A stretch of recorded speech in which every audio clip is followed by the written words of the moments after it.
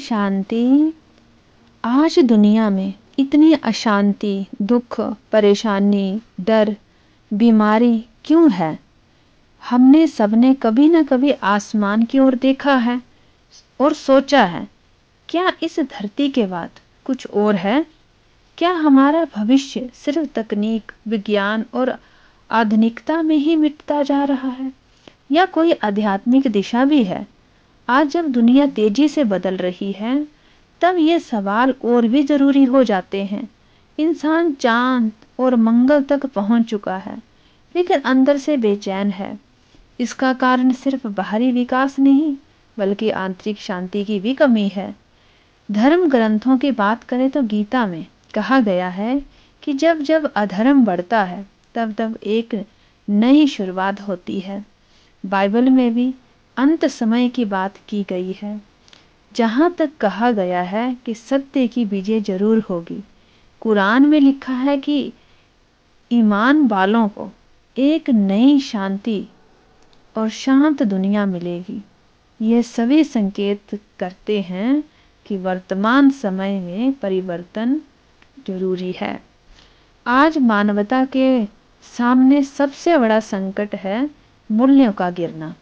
रिश्तों में विश्वास कम हो गया है, स्वार्थ बढ़ गया है। भविष्य में अगर हमें खुशहाल समाज चाहिए, तो हमें पहले अपने और भावनाओं को शुद्ध करना होगा। अगर हर व्यक्ति खुद को आत्मा समझकर दूसरों से प्रेम और सम्मान का व्यवहार करे, तो धरती पर स्वर्ग उतर सकता है। आने वाला समय उन्हीं लोगों का होगा जो मैं और मेरा से ऊपर उठकर सोचेंगे कि हम और हमारा। जैसे एक पेड़ खुद नहीं खाता, लेकिन दूसरों को फल देता है, वैसे ही जो इंसान दूसरों के लिए जिएगा, वही भविष्य को सुंदर बनाएगा। आध्यात्मिक दृष्टि से देखा जाए तो समय का एक परिवर्तन की ओर इशारा कर रहा है।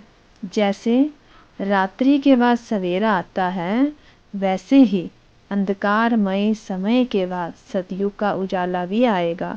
लेकिन उस उजाले का हिस्सा बनने के लिए आज ही अपने जीवन में सच्ची पवित्रता और प्रेम को अपनाना होगा। अगर हम सब मिलकर अपने जीवन को शुद्ध और उद्देश्यपूर्ण बनाएं, तो यकीन मानिए, जो भविष्य आज क्षितिज से पार दिखता है, वो कल यही हमारे सामने होगा। सुंदर, शांतिपूर्ण और दिव्य भरा ये समय होगा, जिसमें हम देवी देवताओं के समान जी सकते हैं, खुशहाली जीवन जी सकते हैं।